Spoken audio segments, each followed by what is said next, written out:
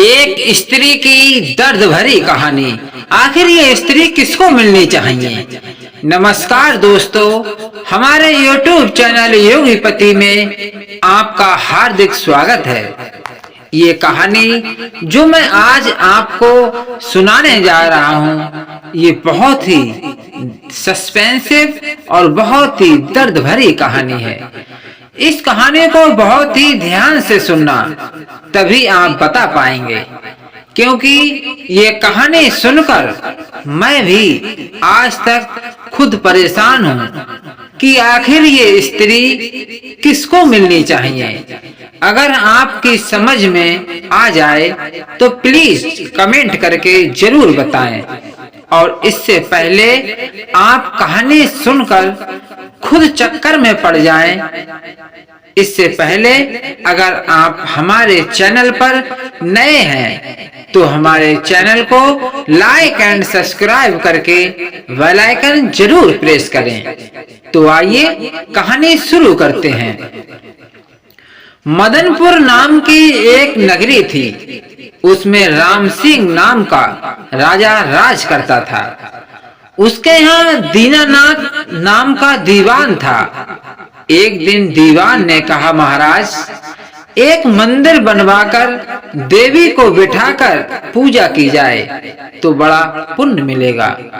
महाराज ने ऐसा ही किया।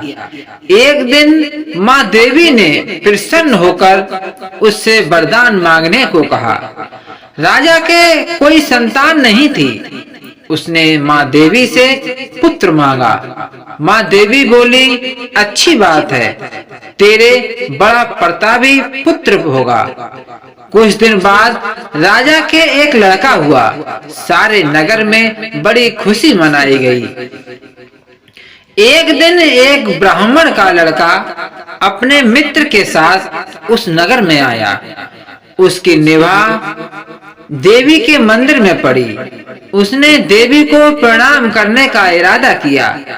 उसी समय उसे एक ब्राह्मण की लड़की दिखाई दी जो बड़ी सुंदर थी।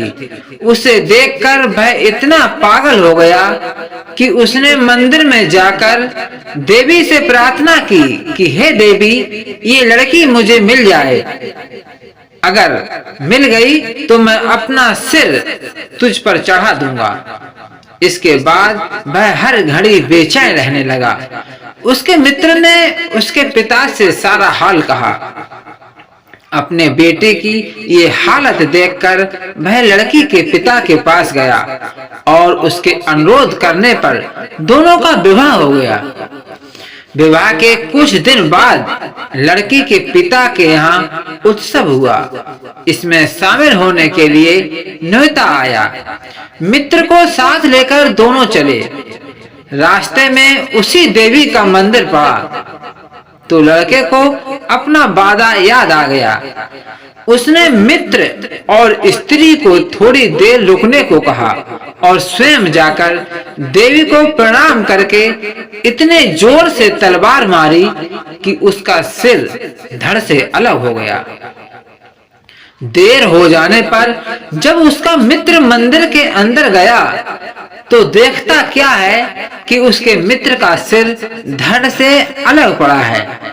उसने सोचा कि ये दुनिया बड़ी बुरी है। कोई ये तो समझेगा नहीं कि इसने अपने आप शीश चढ़ाया है। सब यही कहेंगे कि इसकी सुंदर स्त्री को हड़पने के लिए मैंने इसकी गर्दन काट दी। इससे कहीं मर जाना अच्छा है। ये सोचकर उसने तलवार लेकर अपनी गर्दन उड़ा दी। उधर बाहर खड़ी खड़ी स्त्री हैरान हो गई तो वह मंदिर के भीतर गई। देखकर चकित रह गई। सोचने लगी कि दुनिया क्या कहेगी। ये बुरी औरत होगी, इसलिए दोनों को मार आई। इस बदनामी से मर जाना अच्छा है। ये सोच उसने तलवार उठाई और जैसे ही गर्दन पर मारनी चाहिए कि माँ देवी ने प्रकट होकर उसका हाथ पकड़ लिया और कहा, मैं तुझ पर प्रसन्न हूँ, जो चाहो सो मांग लो। स्त्री बोली, हे देवी, इन दोनों को जिंदा कर दो। देवी ने कहा, अच्छा तुम दोनों को सिर मिलाकर रख दो। घबराहट में स्त्री ने सिर जोड़े तो गलती से एक का सिर दूसरे के धड़ पर लग गया। देवी ने दोनों को जिंदा कर दिया। अब वे दोनों आपस में झगड़ने लगे। एक कहता था कि ये स्त्री मेरी है, दूसरा कहता है कि मेरी है। दीवान बोला, हे राजन, बताओ ये स्त्री किसकी हो? राजा ने कहा, नदियों में गंगा उत्तम है, पर्वतों में सुमेरु, वृक्षों में कल्प वृक्ष और अंगों में सिर। इसलिए जिसके शरीर पर पति का सिर लगा हो वही पति होना चाहिए। मित्रों, आपकी राय क्या कहती है कि ये स्त्री किसकी होनी चाहिए? प्लीज कमेंट बॉक्स में जरूर बताएं। जय जय श्री राधे, जय जय श्री कृष्णा।